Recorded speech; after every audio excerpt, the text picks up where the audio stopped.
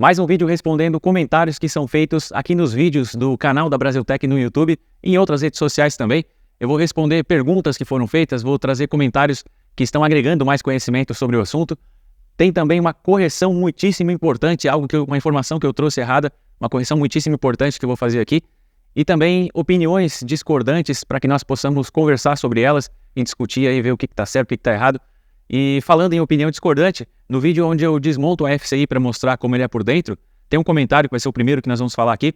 Eu estava pensando em comprar, mas com esses fiozinhos aí em 63 amperes, tenho dúvidas seriamente. E não indicaria isso aí por enquanto. E antes que fale, o IDR é mais grosso que esse fio aí. Faz um teste em 50 amperes, pelo menos em 2 horas, com câmera térmica para ver a temperatura desses fios aí. Bom, nesse vídeo eu mostro o AFCI por dentro, como eu falei, e aí tem um fio que interliga o disjuntor do lado esquerdo até a entrada do AFCI em cima, do lado direito. Então ele passa, não é em cima na verdade, mas ele passa e a saída do AFCI é do lado direito, então tem um fio que interliga os dois terminais. Esse fio é um fio de 4 milímetros e a capacidade máxima do AFCI é de 63 amperes. Então se você for considerar um cabo de PVC, realmente não vai ser suficiente. Se você considerar um cabo de silicone, passa disso, né? Vai até, se eu não me engano, até 85 amperes, dependendo do método de instalação, até mais que isso. Então eu não vou falar tanto tecnicamente nesse vídeo aqui, porque eu decidi que eu vou fazer um outro vídeo falando especificamente disso e demonstrando esse equipamento conduzindo 63 amperes e com um medidor de temperatura também, com um termômetro, para que nós possamos ver realmente a temperatura que isso chega, se dá para utilizar com 63 amperes ou não. Eu não vou fazer com 50 amperes, como foi sugerido, porque o equipamento é para 63, então nós vamos testar com 63 amperes, vou fazer alguns testes mais destrutivos também. Isso vai ficar para um outro vídeo aqui no canal, então verifica a sua inscrição, vê se você ativou o sino de notificações também, caso tenha interesse aí nesse outro vídeo, né? Então eu vou trazer um vídeo específico sobre esse tema aí. O próximo comentário é: boa tarde, alguns fabricantes de transformadores colocam a potência em kVA e em kW. Uma carga resistiva tem potência ativa igual a potência aparente. Nesse caso, eu levo em consideração qual potência informada no trafo. Exemplo, meu chuveiro é de 5.500 watts, o meu trafo tem 5.500 VA e 3.600 watts. Na internet tem imagens com trafos de 10.000 VA e 7.000 watts, 15.000 VA e 10.000 watts. Esse comentário é num vídeo onde eu falo por que os transformadores eles são denominados, os geradores também, em VA ou em kVA e não em watt ou kilowatt. E isso tem a ver com um fator de potência. No caso desses trafos aqui que trazem o valor em watt ou kilowatt também, o fabricante está presumindo um fator de potência porque ele entende que o consumidor final, isso aqui são transformadores utilizados para vender para consumidor final. Eles entendem que o consumidor final não tem conhecimento sobre fator de potência, então eles presumem um fator de potência e aí trazem lá uma potência de referência de watt também ou kilowatt. Mas para você que entende o que é fator de potência, você que sabe que é a carga que vai determinar um fator de potência, não considere essa potência em watt porque não tem nada a ver. Isso é só um fator de potência presumido. Quem determina o fator de potência mesmo é a carga e o fabricante do transformador não sabe qual é a carga que vai ser utilizada. Terceiro comentário, aqui no vídeo de como instalar o FCI. Muito boa a explanação da instalação do dispositivo. Fiquei em dúvida caso a instalação do cliente seja industrial. Eu estou precisando utilizar esse equipamento por norma do Corpo de Bombeiros, pois eles estão exigindo esses dispositivos nos estabelecimentos que têm geração distribuída. Como esse equipamento de vocês só tem para 63 amperes, como faria se a geração do cliente tiver uma corrente acima disso? Esse aqui é que nem o DR, né? Você não tem DR para 200 amperes, por exemplo. Quer dizer, não que eu conheça. E aí, nesses casos, você vai ter que distribuir por circuito. Então, não vai ter uma FCI para o circuito como um todo. Na data de hoje, até 63 amperes a Brasiltec disponibiliza.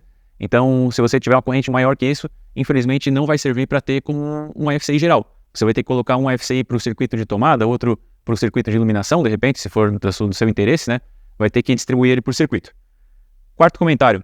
Olá, você fez uma correção no vídeo. Essa aqui é a correção importante que eu citei. Olá, você fez uma correção no vídeo, em torno de 4 minutos, dizendo que o sentido do campo magnético estava errado.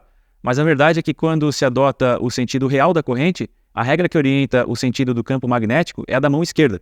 Se for o sentido convencional, mão direita. Assim, o sentido adotado no desenho está correto. Certíssimo, muito obrigado pela correção. Isso aqui é no vídeo onde eu falo como que o indutor consegue atrasar a corrente. É exatamente isso que está sendo falado. Aqui eu adotei, até na hora da gravação eu fiz certo, mas depois na edição eu me atrapalhei, achei que eu tinha feito errado e fiz uma correção no vídeo, mas na verdade eu não deveria ter feito a correção, eu estava certo. A regra da mão direita diz o seguinte: se a corrente está subindo, por exemplo, vamos supor que a corrente está subindo, então eu vou apontar esse dedo aqui para onde está o sentido da corrente. Então se a corrente está subindo eu aponto o polegar para cima, e aí os outros dedos vão indicar o sentido do campo elétrico. Olhando de cima, sentido anti-horário, considerando o sentido convencional da corrente. Mas o sentido convencional ele foi determinado antes mesmo de descobrirem os elétrons. E a energia, a corrente elétrica, são elétrons se movimentando. Então, foi adotado um sentido que estava errado, foi mantido esse sentido como sentido convencional, já que já tinha muita coisa, muitos estudos baseados nisso, né? Então foi mantido o sentido convencional para efeito de cálculo e tudo mais, mas o sentido real, a nível atômico, o que acontece mesmo é os elétrons se movimentando do negativo para o positivo, que é o sentido real nesse caso. E considerando o sentido real, que é o que eu estava considerando no vídeo, a regra é da mão esquerda. Então é a mesma coisa, olhando o cabo, se a corrente está subindo, aponta o polegar para cima, só que com a mão esquerda, e aí o campo elétrico ele vai justamente olhando de cima no sentido contrário, né, que é o sentido horário. Então é isso aí. Sentido convencional da corrente, você usa a mão direita. Sentido real da corrente, mão esquerda. Muito obrigado pela correção. Quinto comentário. Eu tenho a seguinte dúvida. É melhor um refletor... Isso aqui é num vídeo falando de luminárias públicas, né? Aquelas luminárias de poste. Eu tenho a seguinte dúvida. É melhor um refletor desse com vários LEDs menos potentes ou um refletor com LED único mais potente? Eu não sou especialista no projeto, no desenvolvimento de luminárias, então... Eu realmente não sei o que é melhor, eu desconheço todos os benefícios de cada uma, mas uma análise que eu faço é a seguinte: quando você tem vários pontos, um refletor com vários LEDs menores, é mais fácil de dissipar calor. Se a dissipação de calor é mais eficiente, é mais difícil do LED queimar por conta do calor, né? Então, se eu puder escolher, eu vou optar sempre pelo modelo com vários LEDs menores, mas talvez por ignorância minha, se você souber o que é melhor, por favor, fale. E também tem outra vantagem, é que se queimar algum daqueles LEDs, não vai parar a luminária toda, você não precisa jogar a luminária fora. As luminárias que tem um LED só, se queimar, infelizmente não tem o que fazer. Mas em relação à dissipação de calor, se você reparar nesse tipo de luminária, geralmente tem dissipadores muito robustos, então talvez o que eu estou falando aqui não tenha nada a ver. Outro comentário, esse aqui tem um palavrão não também, né, mas não vou falar aqui para não perder a monetização. Mas porcaria do site, não aparece o preço, tem que fazer um cadastro para aparecer o preço. Infelizmente sim, infelizmente no site da Brasiltec não é que nem no Mercado Livre que você compra como pessoa física e aí o preço que aparece lá já é o preço final. Quando se faz venda de CNPJ para CNPJ, os impostos eles vão mudar de acordo com o estado do país que você está, de acordo com a atividade da sua empresa também. Então eu acho que não seria justo colocar um preço no site para depois você descobrir que tem mais um monte de imposto e talvez esse preço vai aumentar 50% ainda em cima do valor que você achava que custaria. Não seria algo tão justo, né? Então, a Brasiltec exige esse cadastro que é feito em minutos. Talvez, se você for muito rápido, talvez em segundos. Mas é muito rápido de fazer mesmo. Você faz o cadastro, a Brasiltec identifica o seu perfil tributário e aí configura tudo certinho lá, vai aparecer o preço exato para você. Você nunca vai pagar mais do que está aparecendo lá. A não ser que tenha algum imposto que não é destacado em nota, né? Mas o que vai ser destacado na nota, tá tudo lá no site. Boa tarde, amigo. Esse aqui é no vídeo da bobina de disparo do disjuntor. Disjuntor caixa moldada. Boa tarde, amigo. Fiquei com uma dúvida aqui. Talvez consiga me responder. Caso eu tenha uma seccionadora na porta com haste até o disjuntor caixa moldada, eu consigo mesmo assim desarmar o disjuntor com essa bobina de abertura? Ou mecanicamente a haste mais o adaptador vão travar essa abertura? Aquela manopla para armar e desarmar o disjuntor na porta do painel. Ela tem uma haste e ela vai manobrar o... Esqueci o nome agora.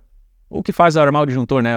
Enfim, o interruptor do manopla? Não sei, o que faz armar e desarmar o disjuntor, agora me fugiu o nome, mas a manopla de porta de painel, ela comanda o disjuntor internamente e a bobina de disparo vai dentro do disjuntor.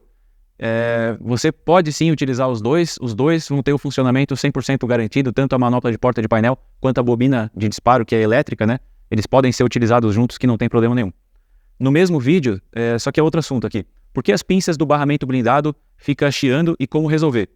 Eu não sei exatamente como que é o barulho, né? Também conheço pouco desses barramentos blindados, mas eu sei que nas conexões você tem dois barramentos, como se fosse uma chave seccionadora de fusível, tem dois barramentos e entra um barramento no meio, e ele fica prensado entre esses outros dois, fica prensado no meio, para que haja a conexão. O que eu presumo, sem saber muito sobre esses barramentos, não tenho experiência com isso e também não sei exatamente qual é o chiado, né? Mas o que eu presumo que possa ser? Seria a primeira coisa que eu iria investigar. Talvez com calor, o barramento ele pode estar meio, a pressão ali, talvez esse barramento está meio, entre aspas, né, cansado, não está dando tanta pressão no barramento que está conectado, talvez não tenha tanta pressão e está esquentando um pouco e com o calor vai dilatar mais ainda, vai piorar a conexão, vai aumentar mais ainda o calor, entra num loop aí que pode acabar aquecendo bastante esse ponto ali de conexão, e esse calor talvez pelo fato de ser mais extremo, pode estar carbonizando alguma coisa e com essa carbonização dificultando o contato elétrico e abrindo pequenos arcos voltaicos. O arco voltaico ele faz barulho, então talvez está abrindo um pequeno arco ali, por isso que está dando barulho. Não vejo como não é magnético. Se fosse um transformador, por exemplo, o transformador, pelo fato do campo ficar variando, ele fica atraindo e repelindo, atraindo e deixando de atrair o metal.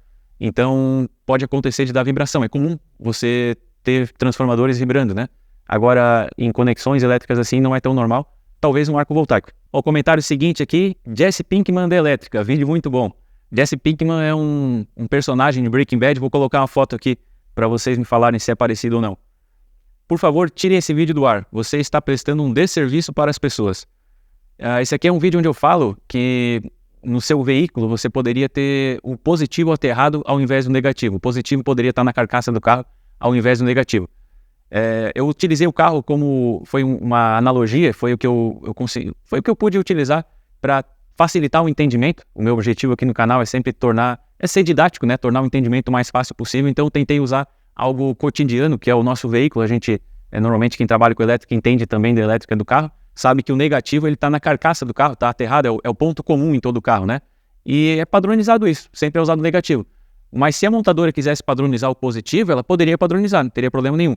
E nesse vídeo eu falo, inclusive, que não tem por que você fazer, não faça no seu carro isso, não vá lá na bateria e troca o positivo pelo negativo, porque o seu carro foi inteiro projetado para trabalhar dessa maneira. Então, o módulo de injeção ele vai receber o negativo através da carcaça, tudo vai estar, os diodos do carro, tudo vai estar instalado de maneira que funcione da forma que é, com o negativo aterrado. Mas se quisesse projetar um carro a partir do zero e considerar o positivo aterrado, poderia sim, iria funcionar.